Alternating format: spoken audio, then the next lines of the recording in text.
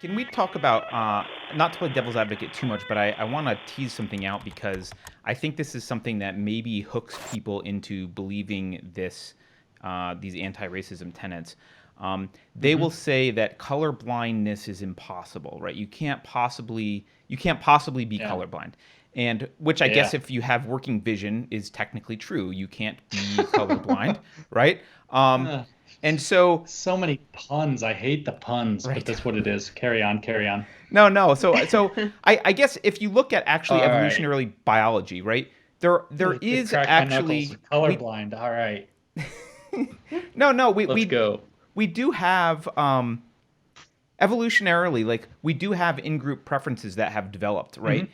And it's Yep. I think it Yep. is dishonest to pretend that it's impossible that in-group preferences could possibly exist. Um, Right. but what we did in the past, which I think was the correct course of action, was to say, regardless of what in-group preferences I may feel from time to time or may come up, I will endeavor to treat people equally and fairly and without regard for whether they're in my group, in any kind of group, whether it's race or gender or whatever it is, religion. Hmm. I will endeavor to treat them equally regardless of any intrinsic feelings I may have about it that could come That's right. from who knows where. Um, That's but I right. think I think what they do instead is they say, well, because color blindness is impossible, and because you may actually have Hmm.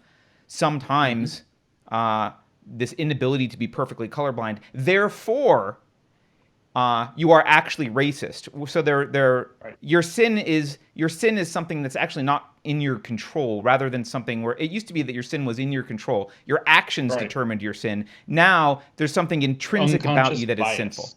Yeah. That's right. Yeah. So check this out. It's a pun. You have people who are falling for that, Carter, are falling for a pun. There are two meanings of colorblind, and they Yes. they know it. What you just Right. described in the longer tail end, the reasonable thing, is what colorblind really means. It means we're not going to put prejudicial social significance into race. So if somebody comes to come in for a job, or if I meet somebody as a potential friend or client or whatever in my day-to-day life, I'm not going to prejudicially judge them. I'm not going to put social significance into the race. It doesn't mean that you're not going to see the race in front of you. This is actually a manipulation of language. They are literally lying by using two meanings of the word colorblind to get people hooked in. Now, let me not be so unfair. I can't accuse people of mendacity. I don't know if they're lying. I shouldn't have said that. They might be stupid. They might not know the difference. No, They I think it's an might be intentional stupid. equivocation. I'm not going to be as Well, I generous think as you are. It's an intentional Well, the equivocation. some some people who people fall are for it lying, though and some are people dumb. are dumb. Fair. And so That's Yeah. they fair. don't know that there's two definitions. Okay. So color blindness means we're not going to put social significance into the racial categories. We're not going to make decisions based upon that. It doesn't mean not seeing race. It doesn't mean not being able to see racism, which is called racism blindness. One of the reasons they attack color blindness is they say it leads to racism blindness. It leads Right. to your average, like, kind of, joke, kind of, you picture your just average, like, I'm picturing the guy with like this rainbow colored triangle shaped hat with the bill off to the side, like just your, stereotypical 90s doofus Billy Madison or something. And it's like that guy's like, what do you mean racism? Ha ha ha. I don't see color. Ha ha ha. There's no racism anymore. We don't see color. Ha ha. And it's like, come on. Because possibly some people are a little thick, or because some people don't take the time to reflect, doesn't mean that none of us do. And it doesn't, like, there's such a lie there. It is such a manipulation to get people to think it's the same little, like, game, like everything you've ever thought about yourself is wrong. You thought you could not see race, but you actually do. And so, I mean, now there are a number of directions we could talk about. Like, who comes up with a theory like this? I'll tell you who comes up with a theory like this, because a lot of them, I mean, we can break down and say black people who were subjected to having to deal with this, and people saying stuff like Billy Madison there that wasn't good. And okay, fine, that I can hear you about that. We can talk about it. Maybe there needs to be more listening. But there's also an awful lot of white people coming up with this, like Robin DiAngelo, and a lot of other white people, Allison Bailey, Barbara Applebaum. We can just start going down the list. Richard Delgado, Gene Stefanchik, all of these so many of these critical race theorists are white people, and they're writing this stuff down. And what's up in their psychology? Well, they're people who see race and think they shouldn't see race, and they're flipping out about it.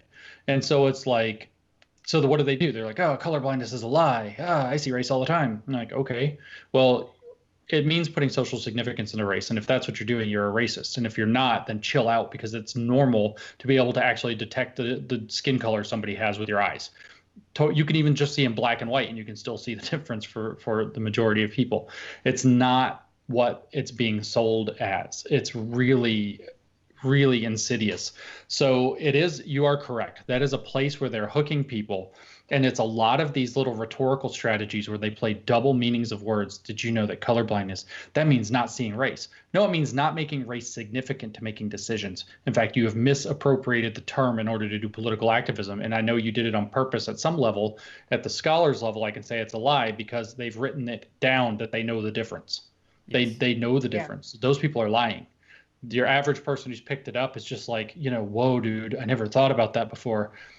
I had my mind blown. And then they're saying this crazy stuff about color blindness. But like I said, the issue that they're afraid of getting washed away, of having a rise, is racism blindness, which would wash away being able to talk about racism in a real way where it still exists and where it's still a problem. As though, there's this assumption that magically, once people stopped putting social significance into race, all race-related problems would go away. Or as if when we say we don't put social significance into race, that it's possible that we includes literally everybody, as opposed to, there being 8 to 10% of the population who's slow and 2 to 3% of the population who's actually just, jerks. It is a manipulative thing. And now we focused on color blindness, and there are like 50 other identical manipulations that we could focus on where they're doing a double meaning.